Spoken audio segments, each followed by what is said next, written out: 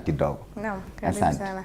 Amal, dadangu ambaye alikuweko jana na pia alikuwa na mwana saikolojia ama pia tunaweza sema ni psychologist by profession, na wamegusia pengine kidogo kuhusu mada yetu ya leo. Naam, Amal, tuambie pengine kipindi cha jana kilikuwa vipi, mligusia mambo yapi? Kipindi cha jana kilikuwa very interesting. We talked about career and relationships in career. So tuliongelelea like the 5 important people, like the 5 important relationships that will help you have a successful career. So I think enye tunaweza gusia on it ni maybe like the peer influence, yeah? Kwa sababu hiyo ndio inaweza promote ukue na proper addiction. So ama uende the right direction. It just depends on the circle and people who are around you. So yeah, I think that's what we'll touch on like yesterday's topic. Yes, thank you sana dadangu na Dr. Geoffrey Wango. Mpenzi mtazamaji, mada yetu ya leo ilikuwa na dawa za kulevya, utumiaji wa dawa za kulevya na athari zake. Na kama tunavyojua kuwa katika dini yetu haikubali kutumia dawa za kulevya, na tunavyoambiwa pia ya ayyuhalladhina amanu innamal khamru wal maisiru wal ansabu wal azlam rijsun min amali shaitan. Hakika nyinyi ambao mumeamini, indeed intoxicants, gambling, stone altars to other than Allah and divine arrows are but defilement from work of Satan. So tunaambiwa tujikinge sana na mambo kama haya ili tukue successful inshallah. Naam, tukiingia moja kwa moja katika mada yetu ya leo, ningependa Mr. Geoffrey Wango utuambie nini maana ya drug and substance abuse, and is using medicinal drugs, can it also lead to drug abuse or is it misuse in other terms? Asante sana. Nitazungumzia Kiingereza kidogo alafu nirudi kwa Kiswahili tena. It is very important to learn to discuss it for us as families, especially for parents, and we are happy most parents watch us at home and even in our offices. By the way, we are watched by so many people in our offices. Wameweka TV hapo, huwa ananipigia simu ananiambia wanatutazama sana. Because and that's why sometimes we are including a bit of the English language for those who may not be very familiar with Kiswahili. Drug and substance of abuse is a very important issue. Actually, it is in 2 ways. Wacha niseme kwa mara tatu, in 3 ways. Globally, nationally, as a country, and as a family. Inahusia vitu tatu.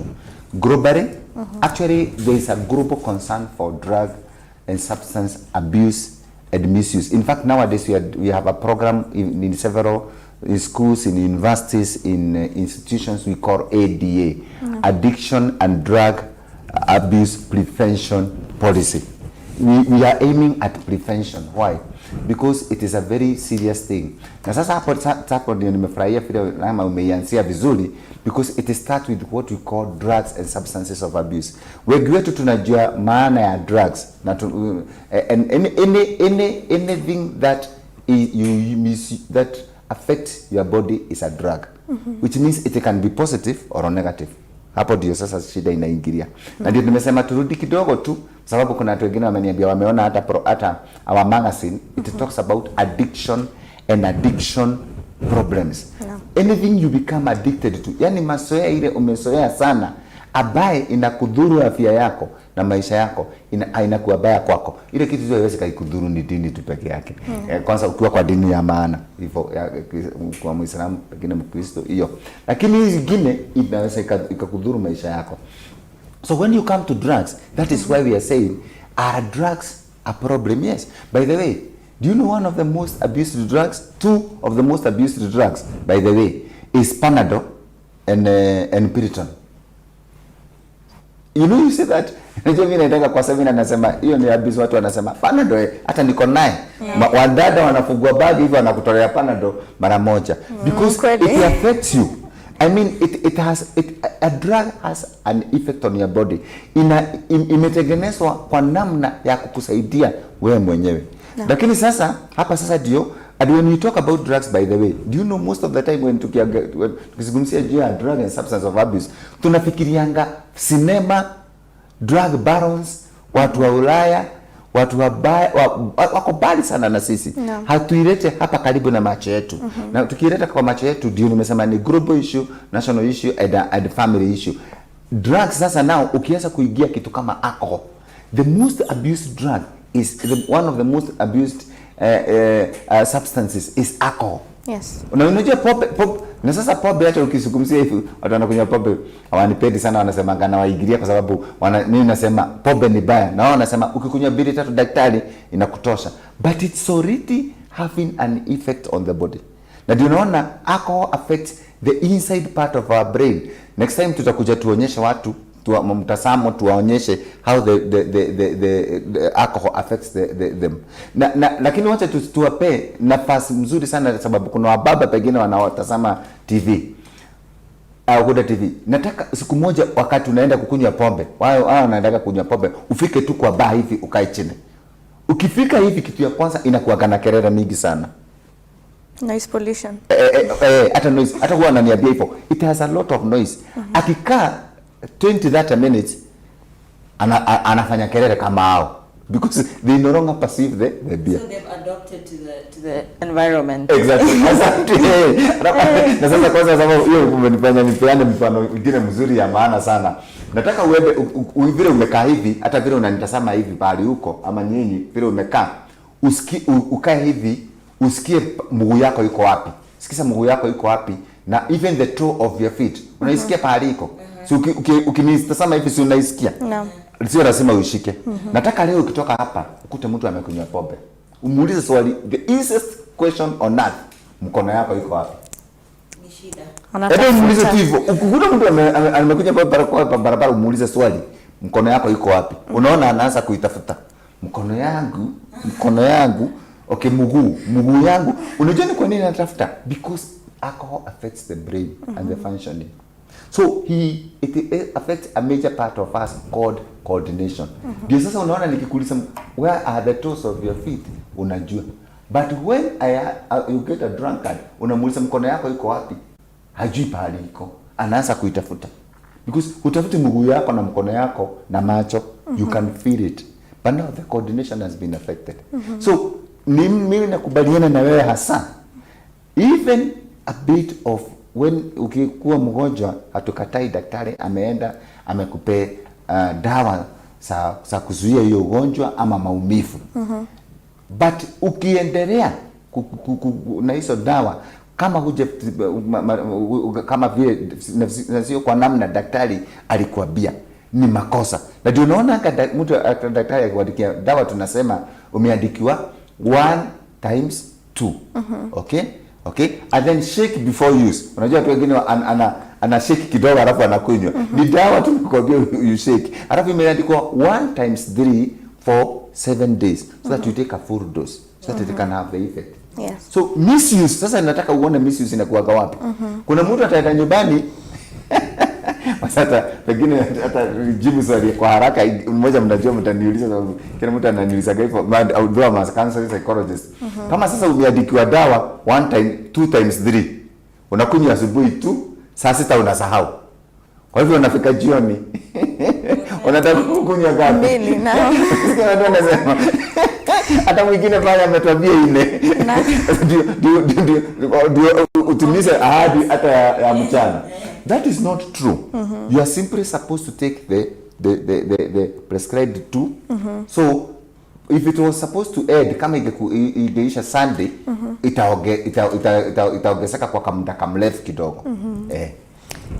Very interesting. Just to add on to the alcohol, your story of alcohol, it's very interesting, especially for us people who are in universities, or the youth basically, between the ages of 18 to 24, even when we are teenagers. Alcohol was a normalized thing. And in the magazine, you talked about early exposure. That's what leads to addiction. Na unajua kuna watu familia zao, unajua pombe ni kitu very normal. Unaingia hata kwa sitting room yao unapata kabati iko na pombe, iko na wine, iko na nini. Sasa wewe umeenda kazini, mtoto wako atakunywa. So kutoka kwa mtoto ishakuwa a very normalized type of situation. Mimi naenda university, mimi ni Mwislamu, wazazi wangu ni Waislamu, hawanywi pombe. Lakini I'm with a friend and ananiambia alcohol, it's just, it's just bitter, just try. It's not bad, the feeling is very nice. Kuisha ushaingia katika shida. So I think the youth especially lazima tukue very careful. we need to research a lot of things. Google is there. Like just Google what are the effects of alcohol. Hapo ndo utasema hiyo bitterness ama sijui the feeling or whatever, let it stay. There is no reason for it. So Nichangie vile amesema kitu ya maana sana, exposure. Unaona vile ameleta exposure na akasema vizuri. Kwanza kuna kitu amesema vizuri sababu kwa vijana inaanzaga hivyo. Sasa kama mbona with this like wewe ni Muislamu hata hujai kuona pombe. Sasa kuja hapa basi. Pombe hiyo hii jaribu. Na hapo unajaribu pombe ndio kuna sigara hapo. So it leads to other kuna miraa hapa. Unajua wakati unakunywa hii pombe unatafuna hii kidogo na unakunywa maji na unaambia tena kwanza umesema kitu ya maana tena bangi. Sasa ukianza sigara unaambia sasa hii sigara hata haikusaidii sana. Sasa haikupatii. Sasa tuongeze kidogo ka bangi kidogo, unajua kanaweka utamu zaidi. Sasa na hii pombe unaanza na hii pombe ya chupa hivi. Pombe ya kawaida. Pombe ya kawaida ni what people tunaitanga Tusker Kenya Breweries beers with due respect. Kwa hivyo na the normal whiskies. The normal whiskies. Okay, me sometimes don't know because the whiskies and the brands I don't know them. Because I honestly don't drink. I tell people the truth. So unaanza na hizo. Kuna zingine za 1000 2000. Ukifika pahali nyingine sasa unakuta kuna zingine za 200 300,000. Pesa imepungua. Sasa na tena sasa aduvia more dry jeans. Sasa unaanza kuambiwa sasa wewe umegraduate bwana. Hii vitu mtu hakunywange hivi. Sasa unaenda hivyo sasa unafika ile inaitwa sijui hashish. Unaona ile wanafurutanga kwa gari unaweka kwa mapua hivi shisha. Sasa umeona umegraduate. Na ndio kitu umesema ya maana sana kwa vijana. Na ni mzuri tukiwa kwa program kama hii tunakuwa na vijana kama nyinyi mnazungumza na vijana. Because what happens, huyu mtu anaanza hapa at a very low level. Someone who is very innocent anaingia university leo, ametoka form 4, msichana kijana mwerevu zaidi, mzuri sana. By the time akimaliza 1 year unamwangalia hivi unashindwa huyu mtu ametoka wapi? True. Huyu mtu ukimpiga picha hivi, upigwe picha naye hivi akiingia university ama chuo kikuu na upigwe naye December the same year, ni watu wawili tofauti.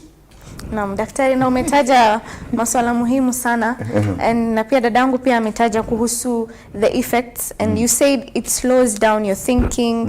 Pengine labda utuambie other short term effects and long term effects. Yes. Kwanza hiyo ni kitu ya maana sana. Kwanza tukizungumzia kwa haraka pengine hata dadangu akiwa hapa. What are some of the things one can get addicted to? Because si alcohol peke yake. Ni pombe. Kwanza umemention gambling. Very important. Na ulisema yes. Gambling. Shopping. Hoarding. It's very many. Very many things. Addiction is just not drugs. It's various things. And even approval. If you suffer from low self-esteem, you suffer from addiction of approval. Wow. Oh my goodness. Ukiangalia nyinyi na hata mtu akiwatazama na ni kweli hamuna so many things umejiweka. Ukienda kwa wasichana wengine unakuta ameweka kalini hapa, kingine kwa mdomo, kingine huko kwa macho, huko ni kama 10. Kumbe that's a condition. Yeah, that person is now this person is getting into is seeking approval. You know, approval seeking. Approval seeking haunts you. So they want, you want to be noticed. No. You want to be noticed. Ata me like a man, if you look at me as a man, what else am I having? Unakuta niko na mnasiteka bling huko 10 hivi, niko na ingine kwa kichwa, niko na ingine huko. Paka unashindwa huyu professor anasomesha watu kweli. Siko tu a youth, unajua a young person just having fun. By the time you get addicted, you are now moving to personality disorders. Okay. Yes. Yes. Look at yourself the way you are. You are okay. Sasa in 2 years unajua uko na kitu huko, ingine huko, ingine iko kwa mapua huko, ingine iko kwa mdomo, ukitoa ulimi hivi, ingine ina hang. Huyu mtu akitoa nguo ni tattoo imejaa. Yeah, you see this person is seeking approval. Because and the more it's a nudge. You know an addiction is an obsession. Imekuingia. It's in the mind.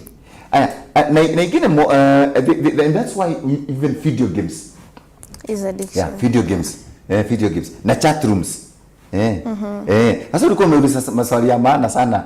How do you know you are addicted? Na unaona sasa hizi vitu unajuaga namna gani mtu wako na shida kama chat rooms. Saa 10 tuko kwa simu na kwa computer games.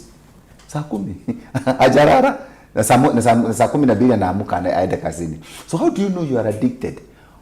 Addiction is an obsession. You know you are addicted. Ama unajua uko na shida wakati hii kitu inakuchukua wewe, imekuwa ndio kitu ya maana kwa maisha yako. Na bianga watu if I say it I can put it this way, you become so obsessed with it that it controls your life. That's the word. Obsession actually controls you. It controls your life. The easiest thing that kuonyesha kutaka kujua mtu obsessed with the alcohol. If you tell someone who loves alcohol, anapenda pombe sana, akununulie soda, haweza kukununulia soda. Because the currency for people who love alcohol is alcohol. Ndakibia nifute sigara.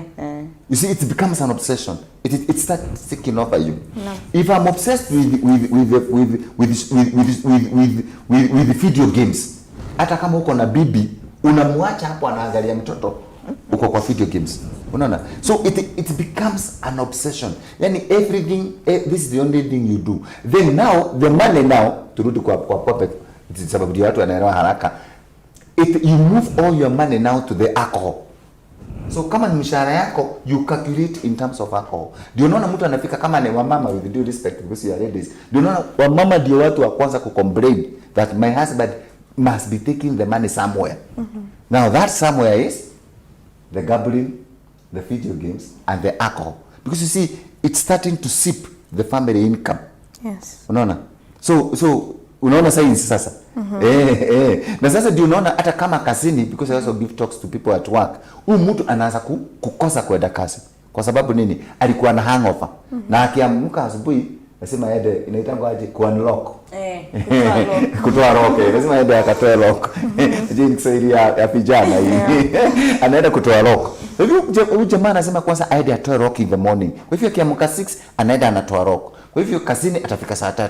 Na then because now the beer is starting to take a toll, the person is not concentrating even with the work. And kama kwa kazini we are very careful because this person can injure self or others, especially if the person is operating a machine or driving a car. Unaona? So the person now starts endangering others. So you can see the person is becoming a problem. And that is why the first people to complain about alcohol ama drugs ni watu wako karibu na wewe. Kwa sababu wameanza kuona kitu ambaye si ya mazoea. Na tukirudi kwa haraka kwa wazazi, ndio ukikuwa mzazi wazazi watatuliza na namna gani mtoto wako anaanza kupotea. Mtoto wako alikuwa anaingia nyumbani saa 2, saa 2:30, saa 3, saa 4, saa 6. Na tena utakuta anataka kukukuta kama umelala. Ni kwa nini? Kama amefuta bangi lazima akuje, kama anatafuta Colgate ama toothpaste ndio aweka kwa mdomo ndio usismell, ama ana chew gum so that you don't detect it. So you start noticing, and then the other thing is the person starts being untidy. Like you can tell your boys, especially boys, and it's a common complaint kwa wazazi. Ukiingia kwa vijana, ni kweli vijana hatakuwa very tidy, but one who smokes and drinks, they are very untidy because the room becomes disorganized. Why? Hana time ya kuorganize themselves. Unaona? And then hana time ya kuorganize themselves. Most of the time is spent in the drugs abuse and looking for them. And then next the person now is looking for money, so the person's expenditure goes up.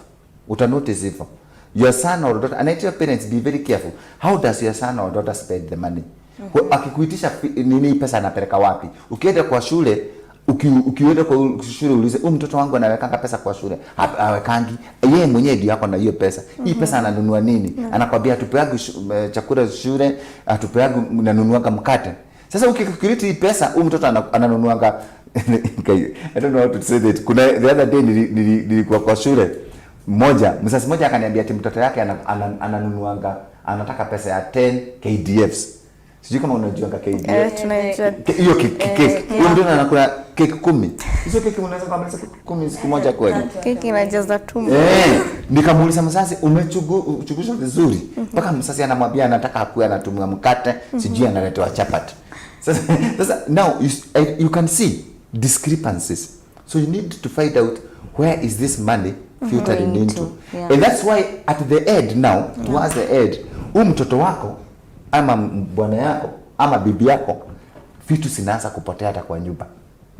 Kwa sasa hiyo ndio tunajeza unaogopa yani aibe labda achukue TV ilipotea, TV ilienda wapi? Hii TV iliibiwa. TV iliibiwa namna gani?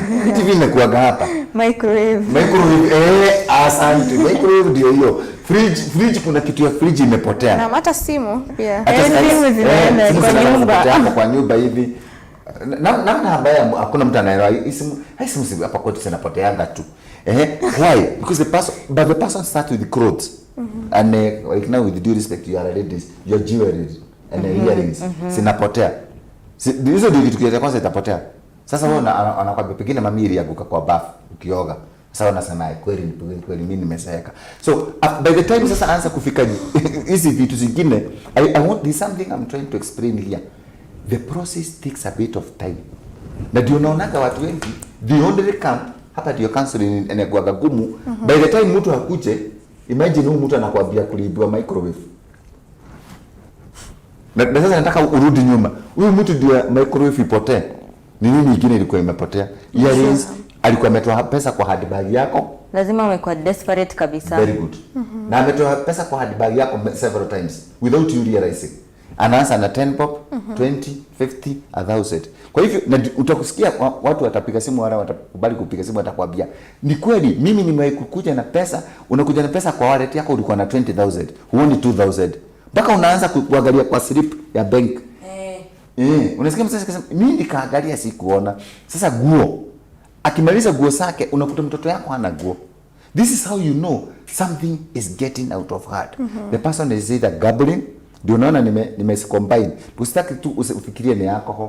The person could be drinking, gambling, ama graduate mpaka hizo to heroines and others. With due respect, like the more rich children from the more rich families, they graduate to hard drugs. You know, hard drugs cause you unasikia wanasema cloud 9. The highs inakupeleka juu.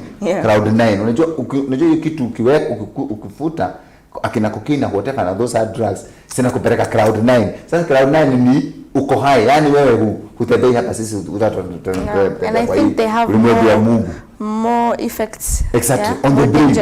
Unajua mtu ameenda inamuinua that this person doesn't live with us.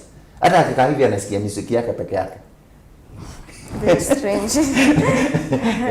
Now, asante sana Dr. Wango na dadangu Amal, na ningependa wapenzi watazamaji kuwapeleka mapumziko mafupi, na tukirudi tumewaandalia mambo kadha wa kadha, yakiwemo pia tutarejelea kuhusu the effects. Naona tumeangalia the addiction, tumeangalia process of addiction, na pia mtoto vipi utaona kuwa ameanza kuingia to a certain condition, maybe it's leading to an obsession, loss of items in the house. Na mpenzi mtazamaji, tutarejea baada ya muda usiokuwa mrefu.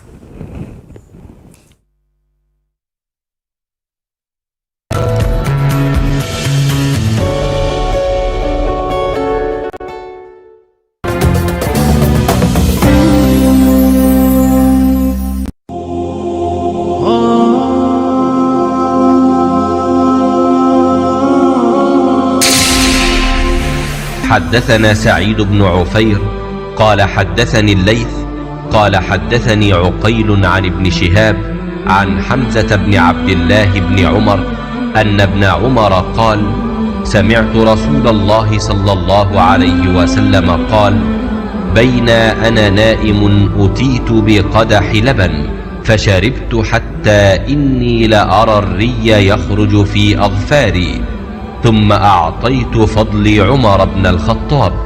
قالوا فما أولته يا رسول الله؟ قال العلم. amehadithia Ibn Umar radhiyallahu anhu Amesema mjumbe wa Mwenyezi Mungu sallallahu alayhi wasallam, nilipokuwa usingizini nililetewa chombo chenye maziwa, nikayanywa hata nikabaini umajimaji wake unatoka kwenye kucha za vidole vyangu. Kisha aliyobaki nikampa Umar bin al-Khattab. Wakasema masahaba, nini taawili yake ewe mjumbe wa Mwenyezi Mungu? Akasema sallallahu alayhi wasallam, ni elimu hiyo. Imepokewa na al-Bukhari.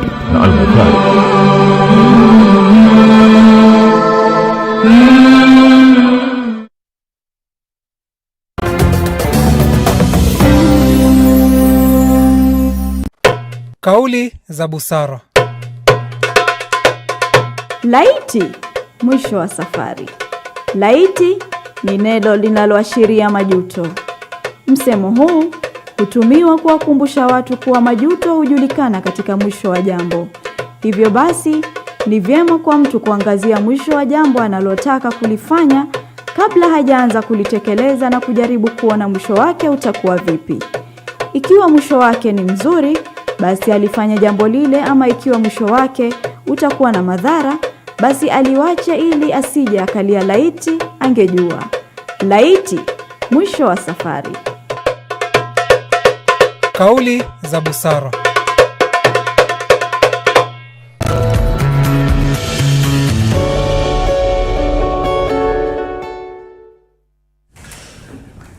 Assalamu alaikum wa rahmatullahi wa barakatuh. Karibuni tena wapenzi watazamaji katika awamu ya pili ya nasaha kwa umma. Jina langu ni Rahma na wageni wangu nilivyotaja ni Professor Dr. Geoffrey Wango and my sister Amal, my co-host, and tulikuwa tumeangazia mambo kuhusu na addiction, na ningependa sana kuuliza daktari, kabla tujaenda katika effects ambazo pia tumezitaja na tukasema pia some effects are maybe slurred speech, we can also say cognitive yako inakuwa slow kidogo, na tukasema pia you tend to really, your mind is in total confusion, yeah. Na pia ningependa labda kuuliza ni mambo magani ambayo zinachangia mtu yani kukuwa na hii addiction, and also I would like to put across, is this tunaona kuwa takwimu inasema there's some people who are more liable to addiction other than others. Is it true ama is it a myth? Ni kweli. Kwa hakika hapa umezungumzia kitu ya maana sana. Wakati Amal alikuwa anazungumzia, kuna kitu alisema unaenda kama unaenda university. Na hapo kwa ujana, ukisema kwa vijana, alikuwa anataka kuzungumzia kitu ya inagiria peer pressure. Kitu moja inachangia sana kwa drug and substance of abuse ni peer pressure. Kwa sababu sana mtu, you are inducted by your own colleagues. Show me your phrase, I show you your character. Na ndio sasa hapa sasa hiyo ni kitu ya maana sana. Lakini kitu kingine na ya maana sana ni familia. Kuna kitu alizungumzia kwa haraka sana na ilikuwa ya maana sana. Akazungumzia pombe ikiwa kwa nyumba. Na mimi nitakwambia ukweli. Mimi siku hizi nikipewa pombe na mtu, na mimi huwa naletewa pombe mingi sana around December na friends. Mimi huwa naipatia marafiki zangu wale wanataka. Mimi siku hizi pelekagi pombe kwangu. Kwa sababu one of the worst things ni vile Amal alisema. Hii pombe unakunywa. Ukikunywa unaweka hapo kwa fridge. Wakati huko watoto ndio hao wanakuja nao wanaweka kidogo, alafu anawekelea maji. Nirudi pale ilikuwa. Kama sio hivyo unaificha. You know you have to hide it. I think these bottles you throw them in the compound. It's one of the ways we induct our children into drinking alcohol and smoking ni by showing it to them. In psychology we talk about shaping. Unajua mtoto anashika vile unafanya, si vile unamwambia. Naam. Unaona? Na hiyo na hapo ndio dini inaingilia kitu ya maana sana. Hasa dini kamili. Unajua sasa kuna wengine tuko kwa dini lakini tunaimba hapo tu, tunaregea hapo. And because kama sasa mtoto wewe unafuta sigara, lakini unamwambia mtoto madhara ya kufuta sigara, mtoto hasikii nini unasema. And that's why you see most people who drink and smoke are men. It is all over here. We have already displayed it here. Ukituma kijana wako kwa soko, hapo kwa soko jioni, kama sasa kutoka saa 10, anakuta Latiff ameanguka hapo. Kwa hivyo anajua ukiwa mwanaume unakunywa pombe unaanguka. Wasichana wote wako kwa nyumba. Sijui naambia watu, that is why there's a clear distinction between smoking, drugs and substance of abuse between genders, because we don't see women lying down. No. So women never see it. Sasa mwambia mara ati mtu mwanamke anakunywa, she will be like, I've never seen that. It is men who drink. In fact, I tell people, uliza mtu casually. Na utakuwa mtu anakwambia, ai, mama akunywaga pombe, mama afutagi sigara. Hata ni gumu sana kukuta mama. By the way, when we were in university, it was very difficult to meet a girl smoking. Squeeze smoking in India sana university, by the way. It was very difficult. In fact, walikuwa wanajificha. So one of the things is the environment. The environment contributes a lot.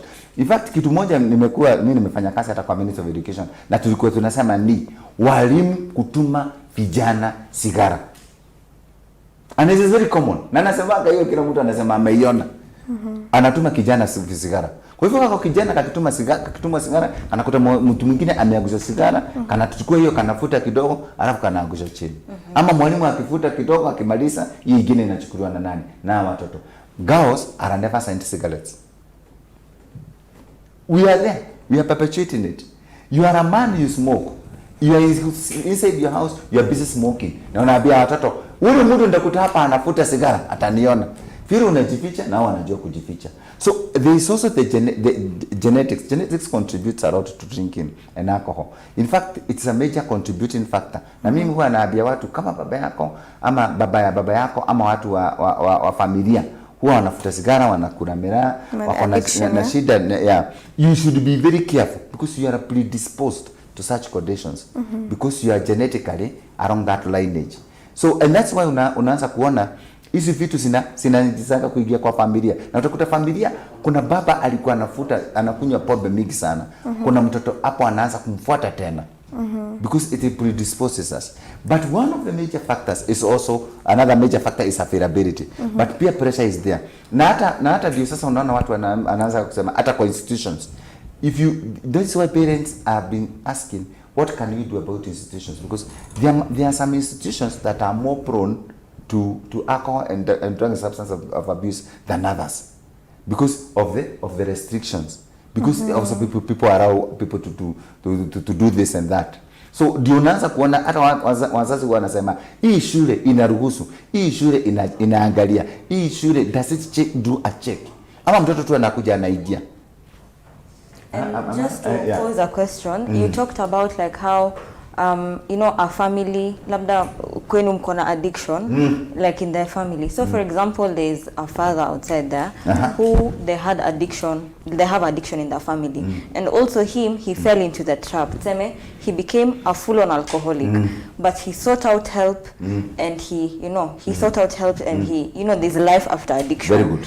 So mtoto wake labda saizi yako, let's say maybe in his 20s. So for the last 15 years he has seen his dad being properly addicted, and maybe from the last 5 years that's when he started to change.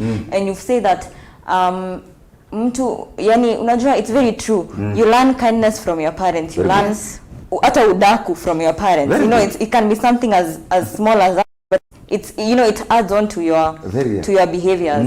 So huyu mtoto of course ameona when daddy is angry he drinks, when he's stressed he drinks, when it's a happy time he drinks. Yani alcohol revolves around his life. Yeah, so what can that father who is trying to not only change for himself but also change for his family, how can he ensure that he tells his son or daughter that what I used to do was the wrong thing? Like how does he impact his child now? Very good. Hiyo sorry ya maana sana Aima, because kitu ya kwanza ni yeye mwenyewe ameishaonyesha watoto wake a way of life, which is very bad. Mimi huwa nauliza watu, I don't know, you are young, I don't know whether you can try one of these services where they sometimes into some family joints. Unakuta mzee amekaa hapa, mama amekaa hapa, wako na watoto wawili, na bia iko hapa, wao wanakunywa pombe yao, mtoto ananunuliwa tu soda.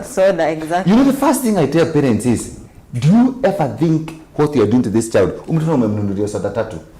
Amefuta soda ya kwanza na baridi, ya pili, ya tatu, na ni saa 2. In fact, if you just think about it, forget about yourself. Mtoto amekunywa soda 3.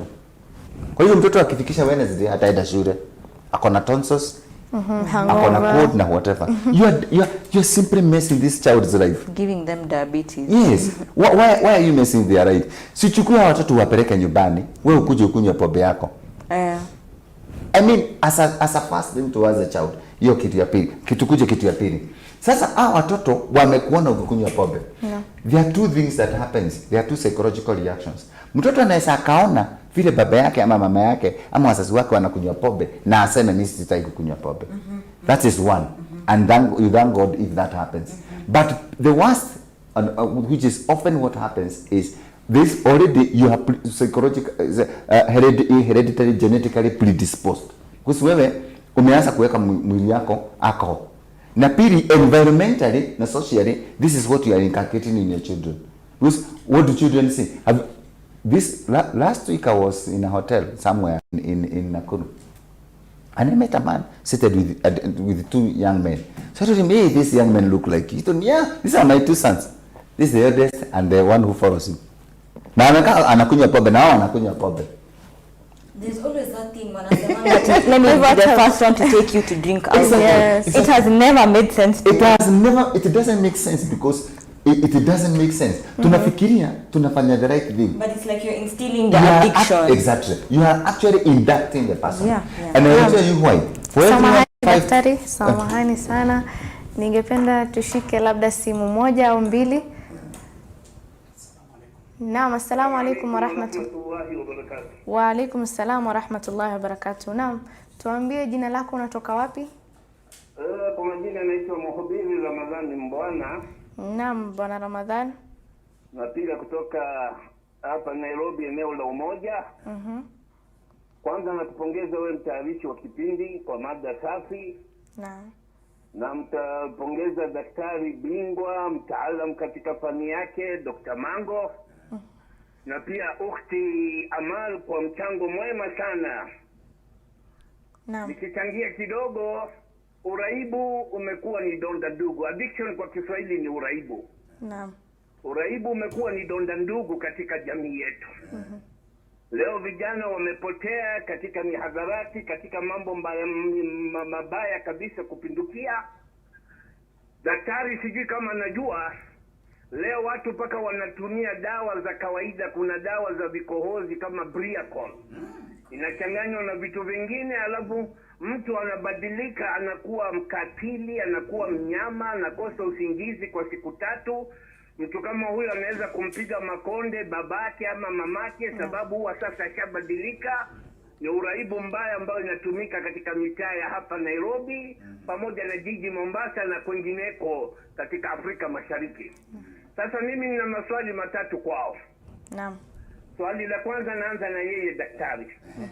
Namwambia kwa mfano, ikiwa baba ni mlevi ama mlaji mtafunaji wa mairungi, wale wa kupindukia, je, yeye na mkewe wanaweza kuzaa mtoto ambaye pia ni mlevi kwa sababu baba ni addict wa ulevi? Mtaalamu, naomba tujibu hilo. Swali la pili nalipeleka kwa ukhti Amal. Nataka kwa mtizamo wake atuambie, kati ya mtoto wa kike na mtoto wa kiume, nani ambao wamezidi katika mambo ya uraibu? Nani wako juu, aidha mtoto wa kike ama mtoto wa kiume? Alafu swali la tatu, nataka kujua, mbali na nasaha kwa wenye uraibu na tiba ambazo daktari wanazitoa, je, kuna njia mbadala ya kuwasaidia watu kama hawa ambao wamekuwa waraibu? Alafu nikimalizia, unajua pia kula chakula sana unakuwa ni waraibu. Sasa kuna huyu mtu anaitwa ugali mani, huyu ambaye anasemekana anakula kilo 2 za unga. Yeye tutamuita ni addict kwa chakula. Mungu wabariki, asanteni sana. Naam, shukran sana brother Ramadhan ambaye ni shabiki wa kwanza wa Huda TV. Naam, ameuliza naam sana, mchango yake nzuri sana. Na ameuliza swali ambayo ameelekeza kwako daktari. Akauliza madhara ya wazazi ambao wanazaa mtoto their basis being the alcoholics. So what is the effect on this child? Does the child also become an alcoholic in life, later in life? Yes. In fact, thank you. That's a very important question. Actually, when a mother is pregnant, she's not supposed to smoke or drink, by the way, before, whether she drinks or not, or whether she smokes or not. Smoking has very serious effect. Iko na madhara baya sana kwa mtoto mchanga ambaye ako tumboni mwake. And it's the same thing with the alcohol. Actually, when a lady is pregnant, they are told even by doctors, please just stop drinking for the next this number of months until you give birth. Why? Because they give birth to children. The brain as the brain is developing, it is affected by alcohol, and that can often leads to mental retardation. Tunaona mtu amezaa mtoto ambaye who has mental issues, and then the ones who have these seizures. Sijui kama umeona watoto hivyo. Mama yake sana pengine alikuwa anakunywa pombe. And the same thing with the smoking. Smoking has very serious side effects. Speaking of which, by the way, niongezee sababu hiyo swali yake wamechagia ni ya maana sana. There are also men who will tell to stop smoking because some children are asthmatic. Kwa hivyo akivuta sigara akiwa kwa nyumba, unakuta mtoto anaanza kukua affected. Na unakuta hata mtoto ameanguka chini. Mpaka unakuta baba akitaka kuvuta sigara hata kama ni usiku, lazima atoke nje, aende afute sigara alafu arudi kwa nyumba. It has serious effects. By the way, smoking and drinking have serious effects to the unborn child and even to a young child. Naam. Very nice mchango, amechagia vizuri sana. Naam, akaelekeza swali lingine kwa dada yetu Amal. Anauliza, who is more prone to addiction? Is it the male or the female? Naam. That is a very good question. And I'm going to answer it as a university student, as someone who, is among the youth. So, ukiangalia, there is a huge social imbalance when it comes to a girl and a boy. The social responsibilities are also very, very different. Ukiangalia msichana kwa mabega yake inaekwa, wewe utaribu jina ya familia, utafanya hivi nini ya familia. Unajua, it's all about the family when it comes to the girl. But the boy, it's okay. You want to come home at 12 o'clock. Sawa, lakini msichana you come at after Maghrib ni swali. Umetoka wapi? Shule unatoka saa 11. But the same hardness and strictness is not taken to the boy. Kwa sababu Kenya wazazi wanaogopa more than anything ni mimba. Unajua hata hawajali vijana wao kama watenda kupeana mimba kule nje. Ni msichana wao asisemekane Amal ana mimba na ni mimba enye unajua kwa sababu hajaolewa ni mimba ya nje. So kuna hiyo strictness that girls usually face. So unaona kuna a sort of neglect that the boys face. Wanaachwa tu wewe fanya kenye unafanya. Sasa unajua kijana wewe umepatiwa hii freedom. Umepatiwa hii freedom so crazy msichana mwenyewe hajapata. So ukienda wewe unaenda unakunywa unafanya all these things. So to me the people who are prone to become proper addicts are men. Hata ukienda uone these local joints when you are just walking across, the multitude of people that you are seeing are men. When you even see a lady there, unashtuka unasema msichana ameharibika. Kazi yake ni kukunywa. But uangalie these 25 men that are there, you don't even look at them at all. Wewe unaangalia huyo msichana, huyo mwanamke. Hakuna mtu mbaya kama huyo mwanamke mwenye anakunywa. Hiyo neglect inafanya vijana wanakuwa useless in the family, not only in the family but also in the society at large. Kwa sababu this alcohol makes you do crazy things. Utapata au vijana ndo wanakuwa rapists, au vijana ndo wanaiba. Unajua they lack respect. Exactly, wana lack respect. Kuna na so much insecurity. Mental illness ina shoot kwa sababu when drugs are used, unajua kama daktari vile alisema, your mental health goes down the drain completely. So addiction, it's mainly to the girl, I mean to the men, and less to the girls. So in my opinion, in your opinion, yes, and that's what's important, I think. And daktari ameuliza swali lingine la tatu ambao tulikuwa tunaielekea kwake, na anauliza njia ambazo tunaweza kusaidia watu ambao wako na hii uraibu. So kunazo njia, yani you being a counseling psychologist, what are the ways we can advise an addict? Very good. Swali ya maana sana. Kuna jinsi tatu. Ya kwanza na ya maana sana ndio tunaleta hizi programs hata kwa TV na kwa radio, ni kuelewa hii jambo. It is to be aware that I can become a drug addict, I can get into problems. Do you know something? For every 5 people, watu 5 wanachukuana hivi, watu 5. Twende tu tukakunywe pombe kidogo. One of them is a person addict. So every time one tries, they are endangering themselves. So the first is the prevention. The second and most important is the counseling. Like now what we are also doing is telling, we are also counseling people. Kuna kitu ya maana Amal amesema, hawa vijana tunaogopa msichana atapata mimba. Lakini huyu kijana si ndiye anapeana hii mimba. This guy with time will be without a job. And he's somebody's husband, he's somebody's son. So he will be jobless. So he neglects his family. So the effect again comes to the girl. So one of the things we do is counseling. Ya tatu, kuna namna mtu anaweza kafika pahali kama sasa anapelekwa rehabilitation. Akipelekwa rehabilitation now, sasa hii kitu iko na vitu mbili sasa. Iko na therapy na iko na medication. Because sasa unafika pahali hata mtu anasema apimwe dawa na daktari sasa. Daktari sasa ndio aonekane ako na kiwango gapi ama kivipi ya hizi dawa. Kwa hivyo sasa now this person is this is a matter getting out of hand. So you don't have to allow it to reach these levels. Instead, the best thing is we go for prevention. Na ndio naona sasa kama sasa nimesema the programs we are using now is alcohol and drug addiction abuse or alcohol and drug abuse prevention. Jisuie kwa hizi vitu, na ndio nimefurahi sana Amal kama sasa kama kwa vijana ni kuambia vijana waachana na hii maneno, na ukiwa mzazi zungumza hii vitu na mtoto yako, na kitu ya mwisho sana ya maana sana, mpende mtoto yako ndio akiwa na shida ama wale wanamwambia wewe waachana na dini, fanya hivi na hivi, wamuonyeshe hiyo sio kitu ya maana. Dini ni kitu ya maana sana, sababu dini itasaidia hapo kwa mosque, hapo kwa church kuzungumzia hii maneno ya maana na ya afya njema kwa sisi wote na kwa familia.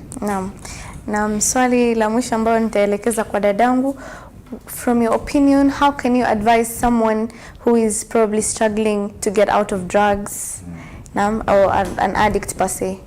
I think the first thing that you should do is seek out for help. Kwa sababu I'm sure when someone is addicted, unajua there is a certain shame that comes to your head. Ata ukiwa unajua addiction ni various things, ata kama si drugs alone. There's a certain shame that you feel. You know, I can't, it's like a habit. I'm very, very obsessed with the thing. So there's a certain shame that you feel. So I think seeking help will be very, very appropriate, and not seeking help from anyone. Kwa sababu unajua kuna mtu anaweza enda ku seek help from labda atakustigmatize, and unajua it won't be like the right approach. When for example to a psychologist, that's someone who will understand you, or someone that you really, really trust in the society. Na huyo mtu I hope atakuelekeza to a psychologist or even to rehab. So I think that's the first step. The second step is accepting that I am an alcoholic, a drug addict, you know.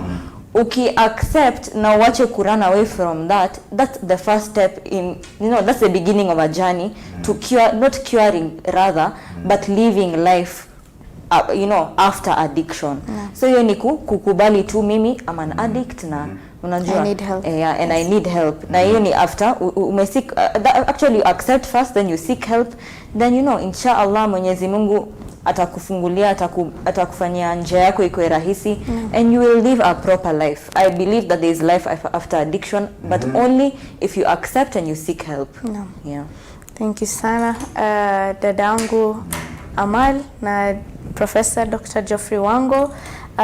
Mpenzi mtazamaji, tumekuandalia mengi ulivyoona, na tukasema kuhusu maana ya hizi dawa, na tukasema kuwa any intoxicant is a substance that alters your thinking, that affects your thinking.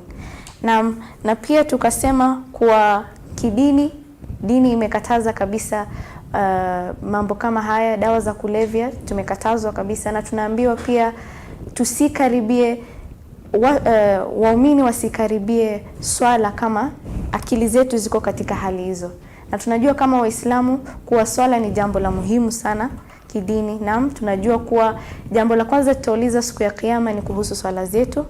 Kwa hivyo mpenzi mtazamaji, paka hapo ningependa sana kutilia mkazo kuhusu kuacha dawa za kulevya, na mtusikize mawaidha ambayo daktari ametuambia na sister Amal, na pia ambao wenye washaingilia katika mambo hayo, msiwe na shaka, msiwe na hofu. La taqnatu min rahmatillah, do not despair of the mercy of Allah. Allah is the most forgiving. Mwenyezi Mungu atawarahamu na atawajalia na afu. Na pia ambao wana nia ya kuingilia katika mambo hayo, basi ni bora zaidi kuacha. Tulivyoangalia hapa, madhara ni makubwa sana na makali katika maisha ya binadamu, na si binadamu peke yake, katika society na globally. Na mpaka hapo, jina langu ni Rahma Idi. Asante sana, muwe na weekend njema.